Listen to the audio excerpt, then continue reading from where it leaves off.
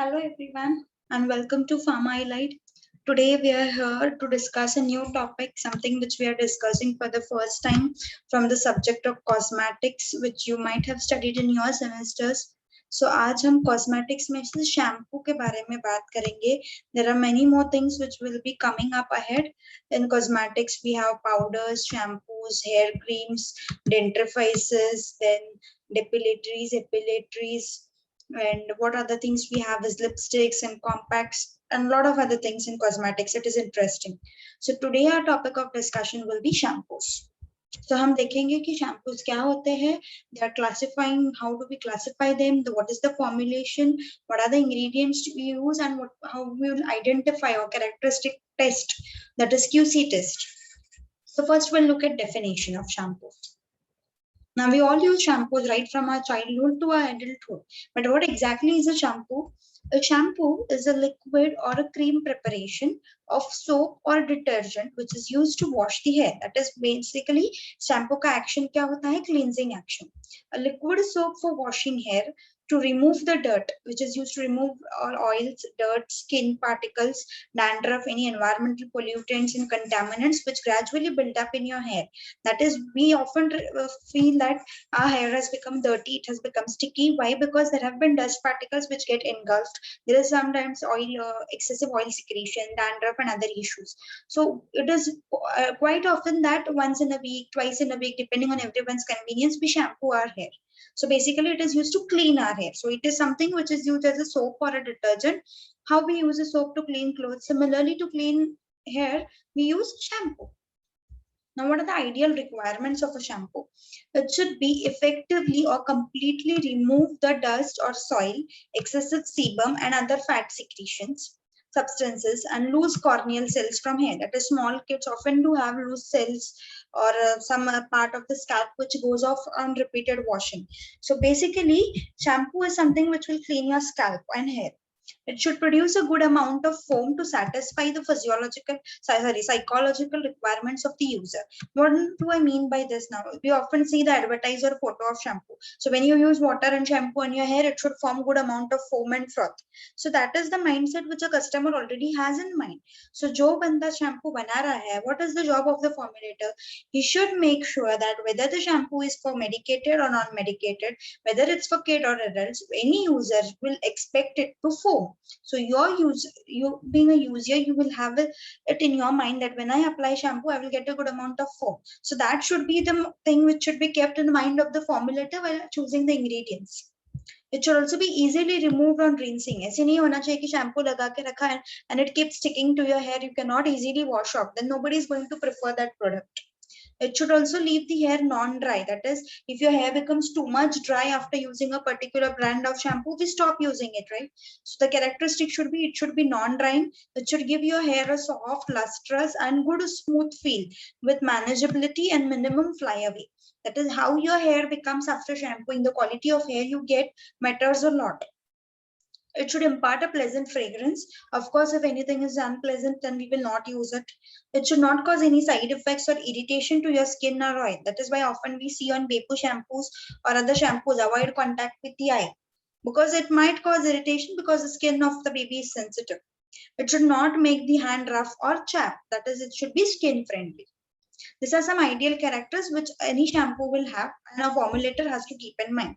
Now, what are the different types of shampoo? One is a that has not been that greatly used presently but was used earlier. Then liquid shampoo, lotion shampoo, cream, jelly, aerosol, and specialized. Now, what do I mean by specialized? This is something which trends today. Conditioning shampoo, anti-dandruff shampoo, anti-hair fall, or any lot of things are there. And then baby shampoo is a separate category. In all cosmetics, we have a category separate for babies. Then, how do you classify? One is based on appearance. First way to classify shampoos. So, based on appearance, either it could be a powder, it could be a liquid or a lotion. It can be a gel shampoo or a solid cream. Cream shampoo, something which is creamy, sticky. You see, there are often creamy shampoos which are often white in nature. That is, they produce a cream-like texture. Then oil shampoos and miscellaneous could be dandruff, anti-dandruff, medicated shampoos. Now, this is how based on the appearance. Another way we can classify is based upon the use of function. That is whether you're using it for medicated use or for non-medicated. That is conditioning, anti-dandruff, therapeutic, baby, balancing shampoo, clarifying shampoo, anti-hair fall, or there are different hair treatments. So for straightening, there is a particular shampoo. If you do any hair color, then you are advised by a salon to use a particular shampoo. So in this way, based upon the use, you have different type of shampoos. We also have based on origin, that is herbal or egg origin. That is, some people often prefer only herbal products for their hair and skin care. Now, what are the ingredients or how do you formulate a shampoo? Surfactant is the most important, that is the main component. किसी भी shampoo में surfactant होगा ही because it has to have a cleansing action. The raw materials basically are principal surfactants or primary surfactants which are used to produce detergency and foam. And the secondary surfactants will improve this detergency, foam and hair condition, and there are several other additives. Now, what is mainly the cleansing action? The surfactant molecule, it has two parts. One is hydrophilic and one is hydrophobic. Hydrophilic is the one which is water loving, and hydrophobic is the one which is water hating. That is philic and phobic, which we have seen already in our lower classes. Now, all the shampoos which have a surfactant molecule will have these two parts. That is a hydrophilic head, the one which is water loving, and a hydrophobic tail which does not love water, that it is water hating. And at high concentrations, that when you have a sufficient concentration of shampoo, it will have a particular concentration of surfactant and they will form micelles. Now, what are micelles? We have seen in the topic of colloids as well. Micelles is the structure, that is your surfactant molecule with this hydrophilic head and this hydrophobic tail. When they reach a particular concentration, they form this spherical structure called as micelles. And this micelle is the structure which takes up the cleansing action. That is, at high concentration, this micelles are formed. They entrap the dust and the dirt molecules, and in these dirt molecules are further rinsed by cleaning. Anionic surfactants are the ones which hydrophobic tails get adsorbed to the grease or dirt of the hair. That is, when you use an anionic surfactant, these hydrophobic tails will adsorb the grease or the dirt molecule in between them, and this micelle will carry out the cleansing action. Now, what are the different types of surfactants? Anionic surfactants, which are mostly used. Why? Because उसमें सबसे ज़्यादा foaming property होती है. That is, they are good foamings. Then the hydrophilic portion will carry a negative charge, which results in superior foaming, cleaning, and end results are attributes. And non-ionic surfactants are the ones which have good cleansing properties, but they do not have sufficient foaming power. Cationic being toxic, they are not used. However, in very low concentration, it can be used in hair conditioners, but not to a great extent in shampoos. And ampholytics being expensive, they are generally not used. However, they can be used as secondary surfactants in good hair conditioners. अब देखो, even though ampholytics are very good, किसी formulator or manufacturer ने ampholytic डाला, so that product is going to be expensive. And in Indian market, selling as expensive shampoo is difficult. We often know how is the buyer mindset. That is, if you see one bottle of a shampoo and the seller tells you that it is for 500 or 1000 rupees, are you going to really buy it? No. You might think twice. Some may buy it, some may not buy it. That is why ampholytics are not used. What is most oftenly used in our shampoo is anionic. अभी आपको यहाँ question आ सकता है कि cationic surfactants used in shampoos are dash, and you might be given some examples of cationics and none of the above. So your answer will be none of the above क्योंकि cationic shampoo में use ही नहीं होता है because it is toxic. So they might just twist you around giving examples and make you think whether it is valid. Or you might be asked an example of anionic surfactant. Remembering the examples for surfactant is important. Anionic alkyl sulfates, Calsoft and Texapon. Remember this alkyl sulfates, and they are most often used in shampoos, dishwashings, laundry, and other agents. Cationic being quaternary ammonium salts, they are not used in shampoos but can be used in conditioners. These are used together with non-ionic surfactants but not with anionic. That is, we don't combine them in shampoos. They are used as softeners in textiles and anti-static. See, they are used in textiles. So thus, do you compare your hair with textiles? Definitely not. Then non-ionic, which are non-ionic ethoxylated aliphatic alcohols, polyoxyethylene surfactants, Trition X100, spantragigerol. These are used as a cleaning agent or a wetting agent in coatings, food ingredients.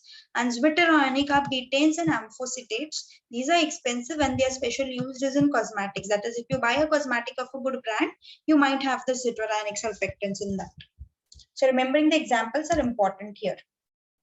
Before we move further, do subscribe to our YouTube channel and make sure you have pressed the bell icon so that you get a reminder when we post a new video. We are also having a free WhatsApp groups where we post daily MCQs for GPAT, NIPER and other entrance exams, different courses which are available on our app. We have the app that is Pharma Elite app. You can download the app from Play Store and you will find a lot of things which will be useful to you. You can drop us a message on this below mentioned WhatsApp number at the bottom of screen for your any queries.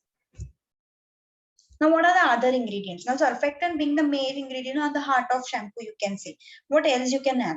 Water being the main ingredient in all shampoos, it comprises up to 60 to 80%. It is inexpensive. It aids in diluting the agents, reduces irritation, and makes the formula easy to spread. That is, when the shampoo is liquid, you can easily use it. Agar shampoo aapka sticky hoga or hard hoga, then it is not going to help. So water is like, it covers up everything. Then surfactants, we have already seen, they lower the surface tension, the interfacial tension between the two liquids. They act as detergents, wetting agents, foaming agents, and dispersants. Foam boosters and stabilizers. Now, why do we require foam boosters? To increase the foam forming tendency. That example is cocoa diethanolamide, which is used as a foam booster and a viscosity builder. That is, it enhances the viscosity. Because in shampoo, foaming is the major characteristic. Then opacifiers, a chemical which is added, such as a rocket propellant, to make it opaque, that is not transparent or does not allow light to pass through it. A typical example of opacifier here is spermaceti. So please remember the examples. Your questions will revolve around the examples. Then what are the clarifying agents you can add to shampoo? Clarifying matlab clear karne ko. So obviously it will make clear by removing the impurities or any solid matters, which is generally done by filtering process or heating process during manufacturing.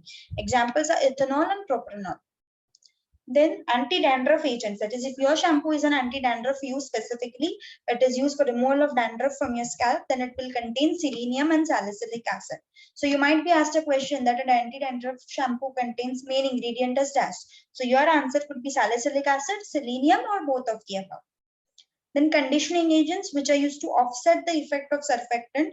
Most of the shampoo recipes, why a conditioner is added, jo surfactant se kuch adverse effect hoga, because being soaps and detergents, they are a little bit rough. So to overcome those effects, we add a conditioner to help smoothen, soften the hair and reduce the brittleness.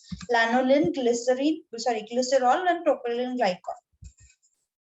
Thickening agents or viscosity builders. What it basically means is how to make the shampoo thick and creamy.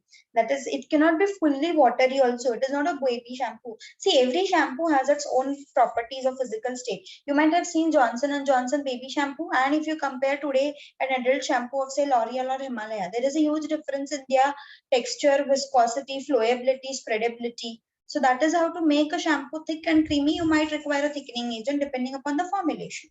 Example could be tragacan gum, carboxymethyl cellulose. Sequestering agents which is to prevent precipitation of the salts, that is insoluble calcium, magnesium salts in hard water. Example, common example, EDTA. ये हमने already complex session के chapter में पढ़ा है. Sequestering agent is EDTA. Then perfumes. Why do we add perfumes? To give, of course, a good fragrance or a pleasant feeling. So shampoos include perfumes which are used. Example could be fruit fragrance. There are a lot of fragrances which are now available. It no longer remains restricted. Then colors are used to give different colors, like strawberry for a pink color, or you might have had some herbal ingredients to give it a green yellow color, or different fruit flavors, flower fragrances, natural fragrances are available. Preservatives are also added because water is being used. We have seen 60 to 80% water add karte hai. So there can be contamination by pathogens and microbes. For this reason, it is essential that you add preservatives to your shampoos to prevent any mold growths. Concentration should be only 0.1 to 0.5. अब हम देखते हैं how do you evaluate shampoo, that is evaluation of QC. How do you identify whether any formulation we prepare, we have to evaluate it, right? So one is foam and foam stability, detergency and cleaning action. So now how do we perform this test in detail? The methodology is not required for your entrance exam. आपको सिर्फ नाम पता होना चाहिए. Effective of water hardness, surface tension and wetting, surfactant content and analysis, then the rinsing capacity, conditioning action, softness, luster, lubricity, body texture and retention, irritation, toxicity. See, for this irritation and toxicity, the typical example is Draize test, which is used to determine the efficacy of wetting agents. Remember this Draize test example, it is quite often asked. Then the microbiological assay, eye irritancy test. So this is different in foam test also. What we do, we take the shampoo, we count how long it takes to foam, what is the volume of foam produced. We use paddle apparatus. Then we use microbiological assay, so we use organisms, we test the irritancy. Then product characteristics could be fragrance, color, consistency, package. So these are in brief. You just need to know the names, and superficially in detail how the test is performed may not be required for entrance exam. So stay tuned. We'll continue with the different topics from cosmetics in our next video. Thank you for watching. Stay tuned.